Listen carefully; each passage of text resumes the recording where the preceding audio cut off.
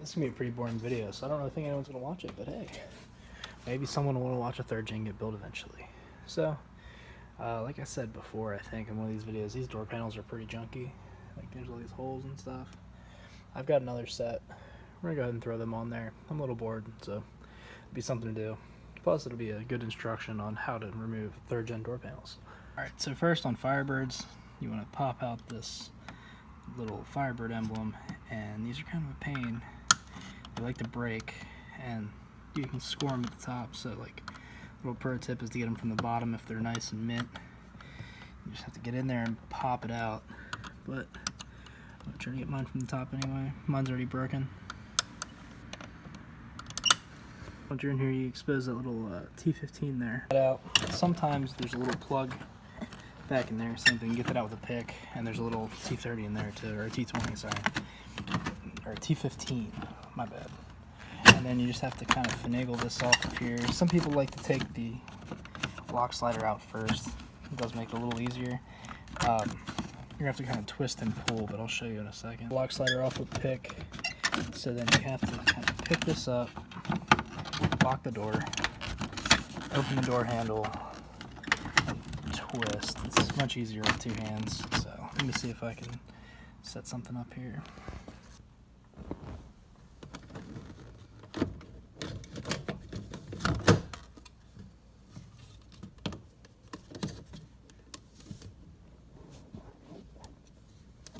Then the lock button's held on with two little tabs here. A lot of times they're broken anyway, so you can just kind of pop them out.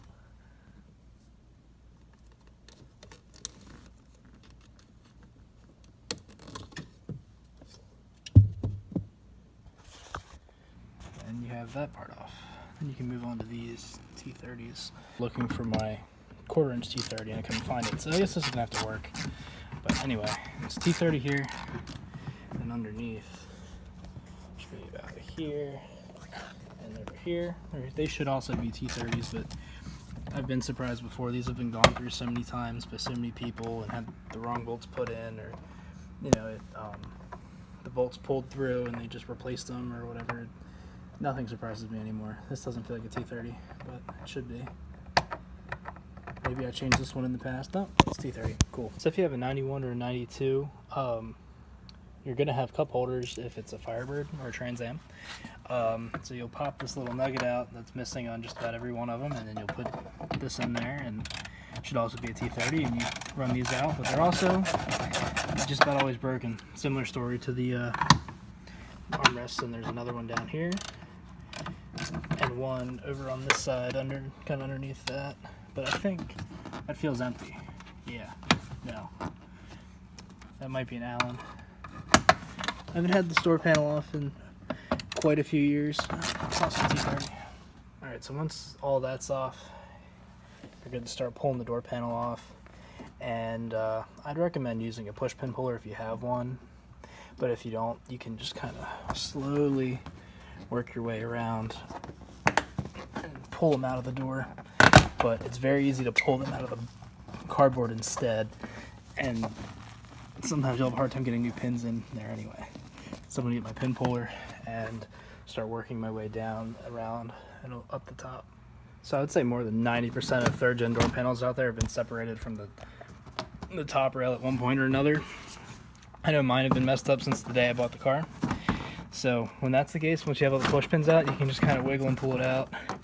You have to get it over the door handle, but other than that, it's pretty straightforward. See what I'm talking about? Where people just, they're like, oh yeah, got all the pins out, and they just rip it out. It's not made to do that. And then people are like, oh, well, the top rail is replaceable, but they're always separated. It's never the same. And that's why you get the top rail. I'll just put the window down, and then you have to push in and up against it to get it out. And I have to two-hand that, so I can't really show you, but if you ever do it, you'll feel what I'm talking about. Then you have to slide it down a little bit to get the pins out of the back. Replacing the door panel and the armrest. I'm going to replace the switch too. I'm sure you can see why. But to get the switch off, you pull these tabs down that are pretty much always broken, and then you just kind of wiggle it off of there. It's a really weird connector.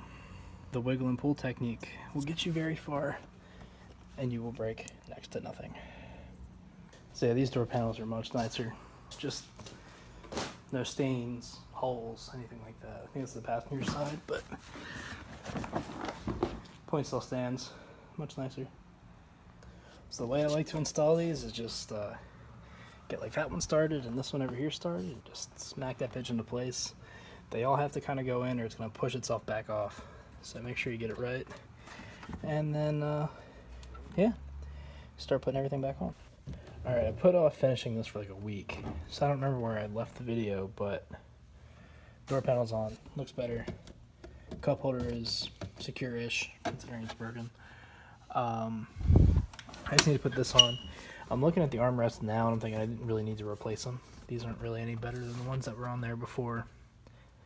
But yeah, alright, get that trim piece back on. I was going to replace them too, but it's kind of the same situation. The ones I have really aren't that bad.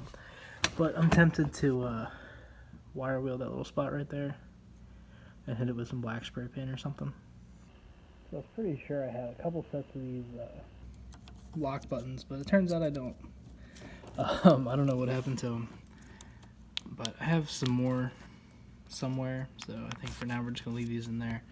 Taking off this trim bezel isn't a huge deal. And yeah. I also, when I was looking for it, I found this bag of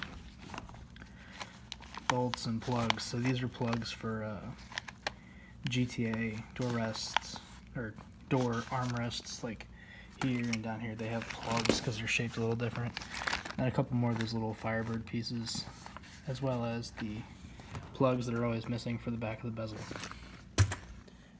I think I said this already, but my lock sliders have been messed up for the last like 7 years, pretty much since I bought the car, where they just rattle around all the time. And when I was younger, my solution was just turn the music up more or lock the door, like the felt was missing off one side. So hopefully this takes care of one of the many rattles in this car. Say we're done. It's complete. That could use a little love. So could this, but that can wait for now. Alright, so while we're in here, we're going to replace this switch panel here that's actually kind of loose anyway. There's this little bulb that's not supposed to be there. Here is the other switch panel. Cleaner. That's probably for an aftermarket alarm or something, so we're going to go ahead and swap that over. Okay, so the new switch panel's on, obviously, and it looks a lot better. I don't have that stupid LED there. And, you know, happy with it. Something I've always wanted to do, since my fog lights are almost always on, I've wanted to put nitrous on this car for a long time. And I always thought it'd be cool to wire the switch that arms the nitrous to this.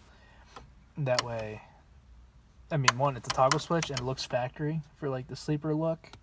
But on top of that, if, you know, the car was on, this little LED here turns green. So if it was green, I'd know it's live and I could turn it off like that. And, you know, I'd put it on like a wide open throttle switch or a window switch or something like that. Or, you know, the hatch defroster never works in these things anyway, or you could do that as like the spray button for ultimate rice. Alright, so here's the dash panel we're going to replace today too. As you can see, like, I don't know if this is black paint or super glue or something that melted it, and then there's some general shit up here. It's only a couple bolts, so I'm just going to go ahead and get this off and replace it. So this took a lot more mechanical persuasion than I expected, and this still isn't.